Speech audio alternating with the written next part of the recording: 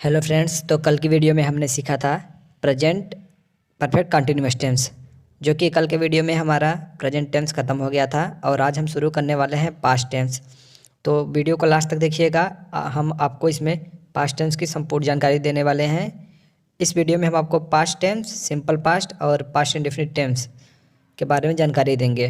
तो चलिए वीडियो को शुरू करते हैं। तो सबसे पहले हम इसके इंट्रोडक्शन की बात कर लेते हैं। तो हमारा यहाँ पर इंट्रोडक्शन हो जाएगा हिंदी। चलिए हम लिख देते हैं हिंदी वाक्य के अंत में था, थी, थे शब्द आता है तो वहाँ पर पास्ट टेंस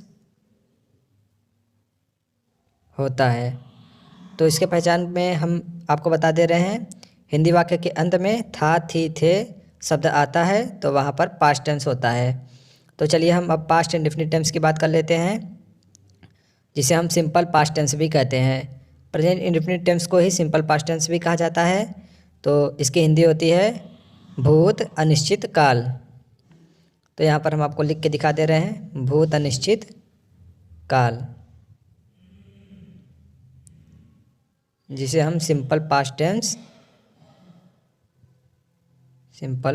टेंस कहते हैं। तो सबसे पहले हम पास्ट इंडेफिनिट टेंस के इंट्रोडक्शन की बात कर लेते हैं। तो यहाँ पर हम आपको लिख के दिखा रहे हैं इंट्रोडक्शन। इंट्रोडक्शन यानी कि पहचान। तो यहाँ पर पास्ट इंडेफिनिट टेंस की पहचान होगी हिंदी वाक्य के अंत में ता था, ते थे, ती थी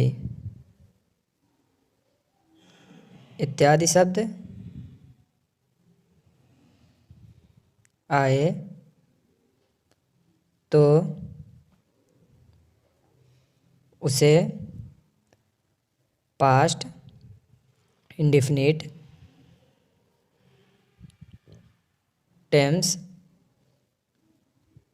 कहते हैं।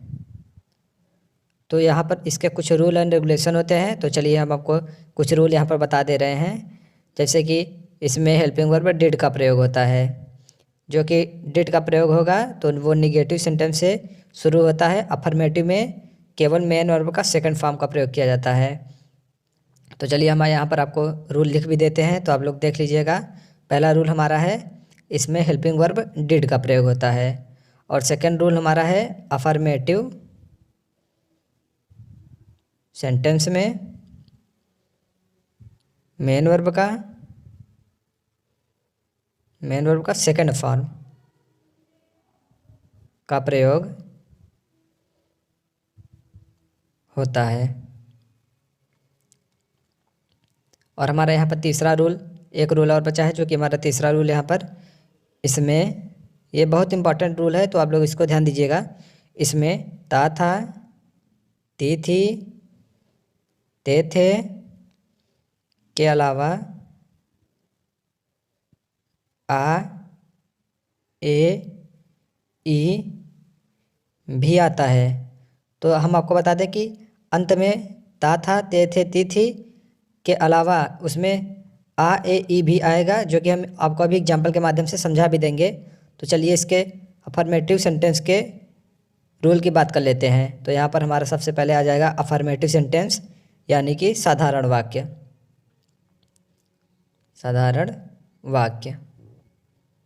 और इसे सकारात्मक वाक्य भी बोला जाता है। तो चलिए इसके रूल की बात कर लेते हैं हम सबसे पहले। तो इसमें हमारा रूल, इसका रूल हो जाएगा, सबसे पहले हमारा आ जाएगा सब्जेक्ट यानी कि कर्ता, फिर हमारा आ जाएगा मेन वर्ब का second form plus object plus ETC। तो यहाँ पर मेन वर्ब का सेकंड फॉर्म सभी सब्जेक्ट के साथ लगेगा, चाहे वो सब्जेक्ट प्लूरल हो चाहे सिंगुलर हो। तो चलिए यहाँ पर हम आपको एग्जांपल लेके कुछ दिखा दे रहे हैं। तो हमारा पहला एग्जांपल यहाँ पर है, राम खाना खाता है, था। राम खाना खाता था। तो यहाँ पर हमारा सब्जेक्ट है राम, और यहाँ पर खाने के लिए हो जाएगा हमारा ईट, तो जिसका सेकंड फॉर्म हो जाएगा एट दी फूड। तो चलिए एक और एग्जांपल लेके हम आपको समझा दे रहे हैं। और हमारा यहाँ पर सेकंड एग्जांपल है, मैं पेन से लिखता था। तो यहाँ पर लास्ट में आप देख सकते हैं कि था आ रहा है, तो आई लिखने के लिए हो जाता है राइट, तो हमारा यहाँ पर सेकंड फॉर्म हो जाएगा रोट, और पेन से यानी कि बाई पेन। तो चलिए हम अब इसके निगेटिव सेंटेंस की तरफ बढ़ते हैं। तो इसको आप लोग स्क्रीनशॉट कर लीजिए, या तो फिर वीडियो को पॉज करके नोट कर लीजिए।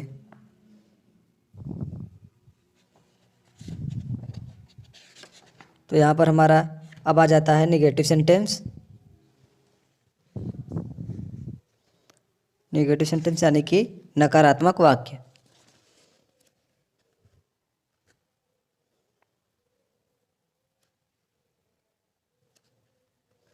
वाक्य के मध्य में नहीं या कभी नहीं आएगा। और हमारा ये फर्स्ट रूल हो गया। और सेकंड रूल की बात कर लें, निगेटिव हमारे कुछ दूसरे रूल फॉलो किए जाते हैं। तो यहाँ पर हम आपको रूल लिख दे रहे हैं, आप लोग रूल को बढ़िया से देख लीजिएगा। तो यहाँ पर हमारा सेकंड रूल हो जाएगा, इसमें हेल्पिंग वर्ब डिड का प्रयोग किया जाता है, चाहे वो कर्ता सिंगुलर हो चाहे प्लूरल हो, दोनों के ही साथ डिड का प्रयोग किया जाता है। इसमें एक हेल्पिंग वर्ब लगती है जो कि होती है डिड। तो यहाँ पर लिख देते हैं हम, चाहे कर्ता एक वचन हो अथवा बहुवचन। और यहाँ पर हमारा एक रूल और होता है, जो कि मेन वर्ब का फर्स्ट फॉर्म का प्रयोग किया जाता है। निगेटिव सेंटेंस से लेकर और लास्ट के इंट्रोगेटिव निगेटिव तक हमारा मेन वर्ब का फर्स्ट फॉर्म का प्रयोग किया जाता है। केवल मेन वर्ब का सेकंड फॉर्म अफर्मेटिव में ही प्रयोग किया जाता है। तो यहाँ पर हम लिख देते हैं, मेन वर्ब का फर्स्ट फॉर्म का प्रयोग किया जाता है। तो इसका भी हम रूल की बात कर लेते हैं।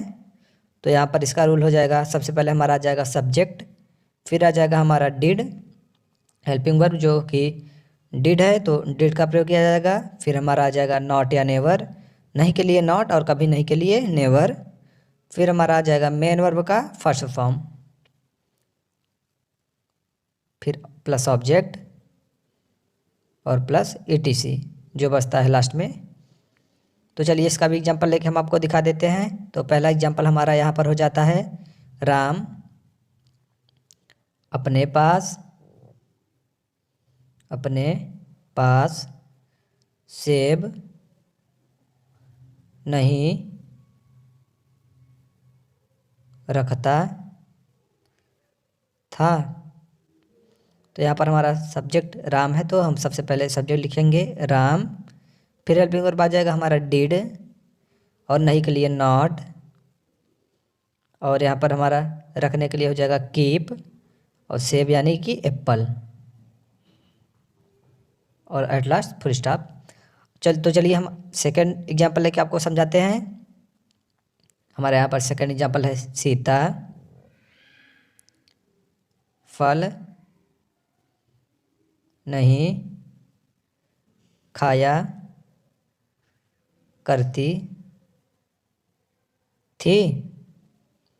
तो यहाँ पर भी हमारा सबसे पहले आ जाएगा सब्जेक्ट यानी कि सीता, और डिड नॉट ईट और फ्रूट।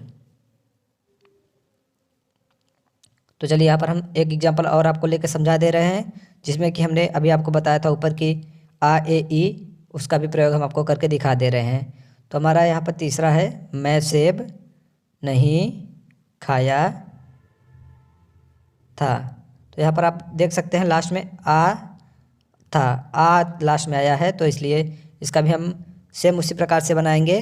तो सबसे पहले हमारा आ जाएगा सब्जेक्ट, फिर हमारा आ जाएगा हेल्पिंग वर्ब, और हेल्पिंग वर्ब यहाँ पर डिड, फिर हमारा नॉट आ जाएगा, तो हम इसको डिडंट भी लिख सकते हैं, तो आप लोग इसको देख लीजिएगा। और ईट एप्पल। तो चलिए हम इसके नेक्स्ट पार्ट इंट्रोगेटिव सेंटेंस की तरफ बढ़ते हैं, यानी कि प्रश्नवाचक वाक्य। जिस वाक्य के अंत में क्वेश्चन मार्क लगा हो उसे प्रश्नवाचक बोलते हैं। तो सबसे पहले हम बात करेंगे वाक्य के प्रारंभ में क्या शब्द आने पर। वाक्य के प्रारंभ में क्या शब्द आने पर। और यहाँ पर इंट्रोगेटिव भी दो तरीके के होते हैं, एक वाक्य के प्रारंभ में क्या शब्द आता है, और एक इंट्रोगेटिव वर्ड वाक्य के मध्य में आता है। जैसे कि इंट्रोगेटिव वर्ड बोले तो क्या, क्यों, कहाँ, कब, कैसे या किसे वाक्य के मध्य में आएगा, तो वो हमारा डबल इंट्रोगेटिव हो जाएगा। और इंट्रोगेटिव यानी कि वाक्य के प्रारंभ में क्या शब्द आए। तो इसका सबसे पहले हम रूल देख लेते हैं। तो हमारा रूल में हो जाएगा सबसे पहले हमारा डिड, फिर सब्जेक्ट आ जाएगा, फिर हमारा आ जाएगा मेन वर्ब का फर्स्ट फॉर्म, फिर ऑब्जेक्ट, फिर ईटीसी, और एट लास्ट क्वेश्चन मार्क। अगर आप इसमें क्वेश्चन मार्क का ध्यान नहीं रखते हैं तो आपका सेंटेंस गलत हो जाएगा, एक नंबर की जगह आधा नंबर ही दिया जाएगा, तो इसको कृपया ध्यान दीजिएगा। तो चलिए इसका भी एग्जांपल हम आपको दिखा देते हैं। सबसे पहले हमारा पहला एग्जांपल है, क्या रोहित पतंग उड़ाता था। तो यहाँ पर हमारा सबसे पहले आ जाएगा हेल्पिंग वर्ब यानी कि डिड, फिर हमारा सब्जेक्ट रोहित, फ्लाई दी काइट, और एट लास्ट क्वेश्चन मार्क। इसका हम आपको इसलिए बार बार याद दिलाते हैं कि इससे ही सेंटेंस गलत हो जाता है, तो इसको कृपया ध्यान दीजिएगा। और हमारा यहाँ पर सेकंड एग्जांपल है, क्या लक्की चोरी करता था।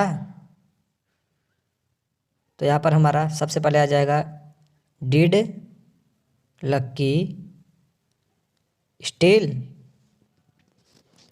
और एट लास्ट क्वेश्चन मार्क। तो चलिए अब हम इसके नेक्स्ट पार्ट यानी कि इंट्रोगेटिव निगेटिव की तरफ बढ़ते हैं। आप लोग इसको वीडियो को पॉज करके लिख लीजिएगा। तो अब हम बढ़ते हैं इंट्रोगेटिव निगेटिव की तरफ। निगेटिव सेंटेंस यानी कि नकारात्मक वाक्य। तो सबसे पहले हम इसके रूल की बात कर लेते हैं। तो हमारा सबसे पहले इसमें आ जाएगा डिड, फिर हमारा आ जाएगा सब्जेक्ट, फिर हमारा आ जाएगा नॉट और नेवर, नहीं के लिए नॉट और कभी नहीं के लिए नेवर, फिर हमारा आ जाएगा मेन वर्ब का फर्स्ट फॉर्म, फिर हमारा आ जाएगा ऑब्जेक्ट, ईटीसी, और एट लास्ट क्वेश्चन मार्क। तो चलिए इसका भी हम एग्जांपल लेके देख लेते हैं। हमारा सबसे पहला एग्जांपल है, क्या सुमित बाजार नहीं जाता था। तो सबसे पहले हमारा सुमित के लिए आ जाएगा did Sumit not go to market, और एट लास्ट क्वेश्चन मार्क। तो चलिए एक एग्जांपल लेके हम आपको दिखा दे रहे हैं ताकि अच्छे से समझ में आ जाए। क्या रोहन नहर पे कभी नहीं जाता था। तो यहाँ पर सबके लिए डिड का प्रयोग किया जाता है। तो यहाँ पर सबसे पहले हमारा आ जाएगा डिड, फिर रोहन, नॉट, नॉट नहीं कभी नहीं है तो यहाँ पर नेवर, गो एट कैनल।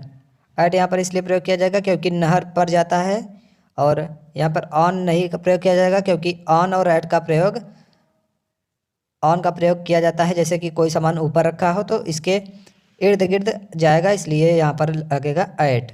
तो चलिए हम बात करते हैं हम डबल इंट्रोगेटिव सेंटेंस की।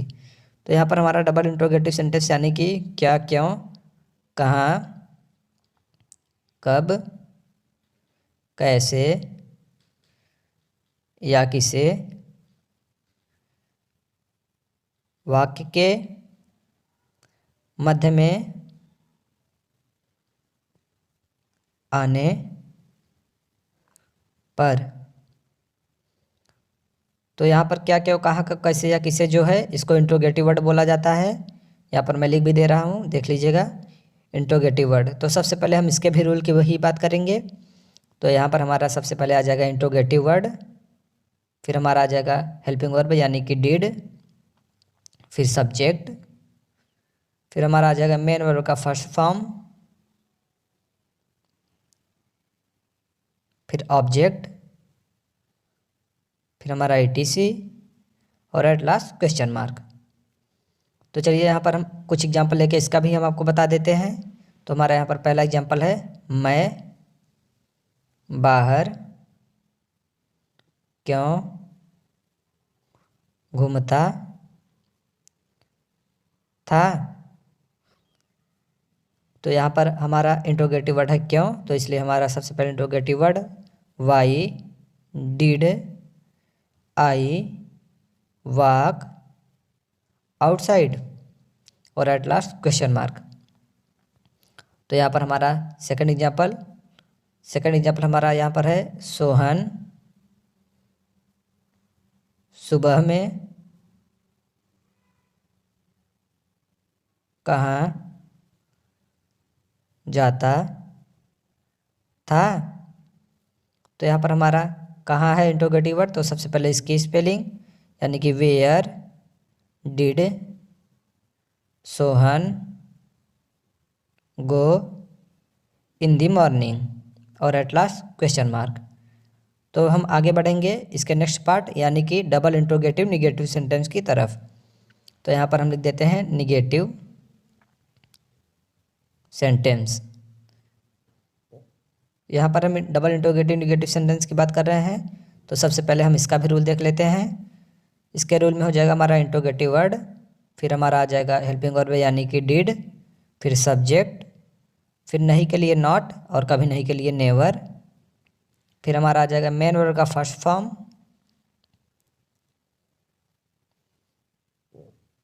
फिर हमारा आ जाएगा ऑब्जेक्ट, फिर ईटीसी